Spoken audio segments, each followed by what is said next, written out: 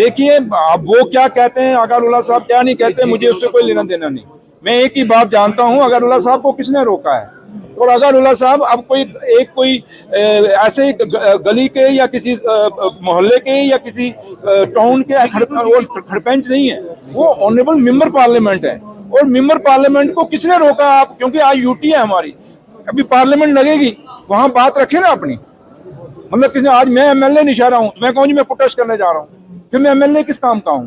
तो इसलिए ये एक ब्रेकिंग न्यूज बनाने के लिए, एक अपने आप को खबरों में रखने के लिए आप जरूर ये कह सकते हैं, लेकिन ऑनरेबल एमपी हैं और एमपी का अपना एक प्रोटोकॉल है और उनको बात करनी चाहिए।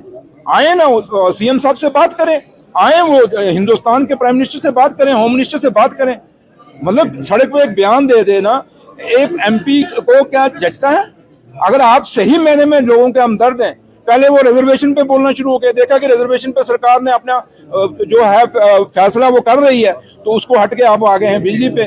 मकसद एक ही है कि मैं आप लोगों से यही अपील करूंगा कि हमें इन सवालों से दूर हटना चाहिए। और जो भी आदमी हो, चाहे मैं सुरेंद्र चौधरी भी क्यों ना हो, अगर मैं कोई अपने आप को लाइमलाइट रखने में या अपना कोई अपने को ट्रेंड कराने के लिए कोई बयानबाजी करता हूँ रोज उठ के, तो मुझे भी जरूर करना चाहिए।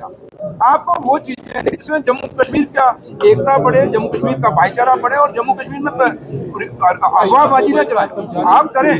किसने रोका आपको? हिंदुस्तान के आईन ने कहीं किसी को नहीं रोका। इसलिए मैं इस पे ज्यादा, जब उमर साहब ने एक ऑनरेबल चीफ मिनिस्टर जो इंचार्ज मिनिस्टर हैं बिजली के पावर के, जब उन्होंने क्लैरिफिकेशन दे दी है, तो मुझे लगता है कि आप कभी हम उसको कहें वो ये बोल रहा है या वो है, सरकार किसी के बोलने से नहीं चलती है, सरकार लोगों के कहने से चलती है।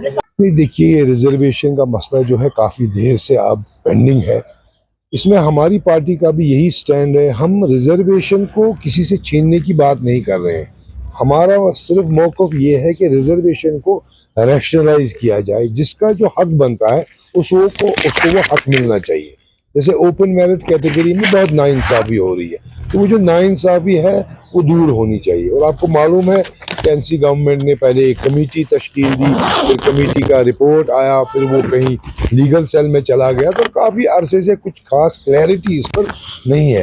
तो अगर आज आगा साहब ने ऐसी बात की है, उसी पार्टी के है, और उनको ये एहसास है कि बच्चों के साथ नाइंसाफ़ी हो रही है और उसको रिजॉल्व करने की ज़रूरत है, और वो अपनी पार्टी को ही एहसास दिलाने के लिए अगर वो ये प्रोटेस्ट की बात कर रहे हैं या जो कुछ वो करने जा रहे हैं, तो अच्छी बात है, वेलकम करते हैं हम। क्योंकि हाँ, गवर्नमेंट को एहसास होना चाहिए कि लॉन्ग पेंडिंग इशू है, इसको रिजॉल्व किया जाना चाहिए। क्योंकि एक आम कहावत है कि justice delayed is justice denied, ये इन बच्चों के साथ नहीं होना चाहिए। नहीं, देखिए, वो तो पार्टी लीडरशिप डिसाइड करेगी, और मौक़िफ़ हमारा क्लियर है। हम इस चीज़ में रैशनलाइजेशन चाहते हैं, सब बच्चों के साथ, जिस भी कैटेगरी के बच्चे हैं सबके साथ इंसाफ हो, यही हमारा मौक़िफ़ है। देखिए, ये गवर्नमेंट जानती है कि इस इशू का रेजोल्यूशन कहाँ पर है। फिल वक्त अभी गवर्नमेंट ने एक कमेटी तश्कील दी है, कमेटी का रिपोर्ट अभी बाहर सर आम नहीं आया है। तो जहाँ भी इसकी ज़रूरत पड़े, चाहे पार्लियामेंट में पड़े चाहे यहाँ पड़े, तो गवर्नमेंट को देखना है। तो हर जगह इस मसले को उठाने की ज़रूरत है, ताकि इन बच्चों का मसला जो है वो हल हो जाए।